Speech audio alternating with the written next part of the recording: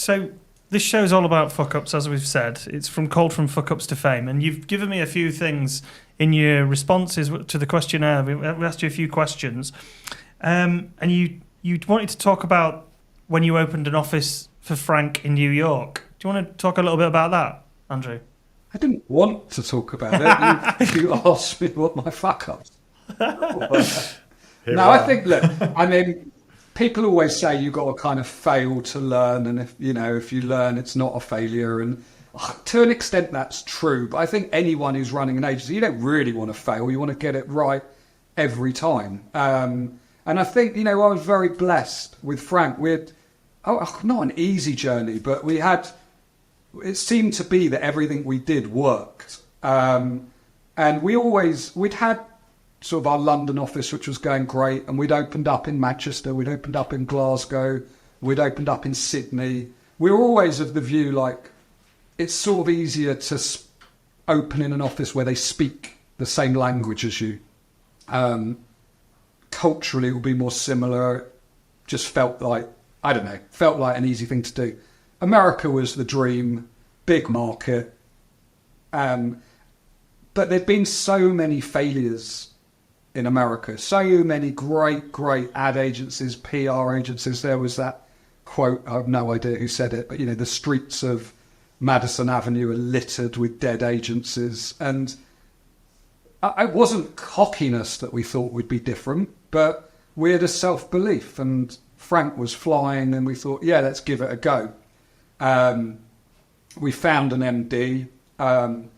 Actually, the MD was quite interesting. He did Donald Trump's PR for The Apprentice. So it was, I got on very well with him. Sadly, he died, not whilst at Frank's a few years ago, but he was a lovely guy.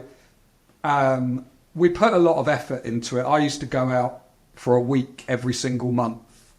And I don't know, we were achieving what I would call moderate success. The agency was running, it was profitable, just, but it was having a really detrimental effect on the rest of the business. And I personally found it really hard to focus on those two things at once.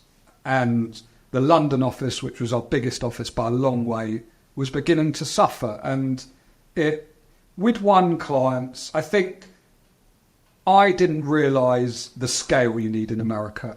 And part of the reason we set up there was because we had clients that were American clients or international clients, people like Disney, and we were looking after hotels.com at the time and stuff like that. They all had operations in America, and they all liked us. We were smashing it for them in terms of the work we were doing in the UK or elsewhere.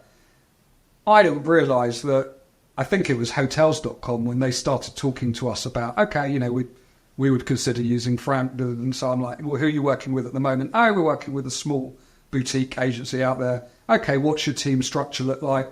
Oh, we've got 35 people work on our account. What? Yeah. The team's 35 people. And it wasn't impossible for us to scale to that level, but when you have a big account there, it's a big account. So we were winning kind of like boutique-y small clients, and I was spending way too much time. The culture there is very different. You could email anyone at any level and they would meet you for a coffee. I couldn't believe my luck. I was like, I'm going to be in New York next week. Do you fancy meeting up for a coffee to the CEO of this, the marketing director of that? Yeah, sure. And you'd meet them and they'd be full of enthusiasm. Every American knows how to speak, how to conduct themselves. And I'd leave the meeting, I'd phone Graham back in London. Oh my God, I just met the marketing director. Like, I'll be amazed if we don't have their business in a week.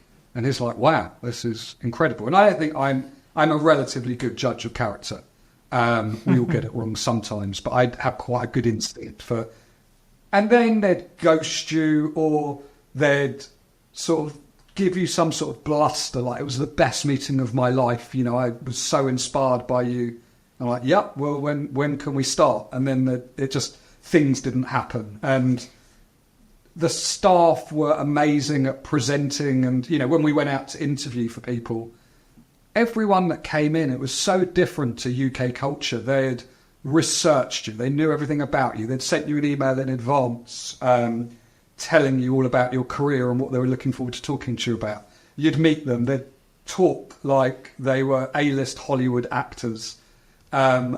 You'd finish the meeting. They'd send you a summary of what they learned, what they liked, why they're excited. Wow. We were like, who do we choose? They're all brilliant. I like this. And then someone said to me, you could go into Starbucks, take the barista from behind the counter who doesn't even know what PR is, and they would interview better than someone from anywhere else in the world. And it's so true. So there was all these like cultural nuances that it was, same language, but entirely different in terms of their approach. Plus the Frank style was quite disruptive and challenging and didn't really resonate with the US market, where PR was a lot safer, I would say. And we were sort of moving along, and I was pitching, and we'd win little things. And as I said, it wasn't a disaster because we weren't loss-making. We were making a sort of moderate amount of profit, but things were suffering.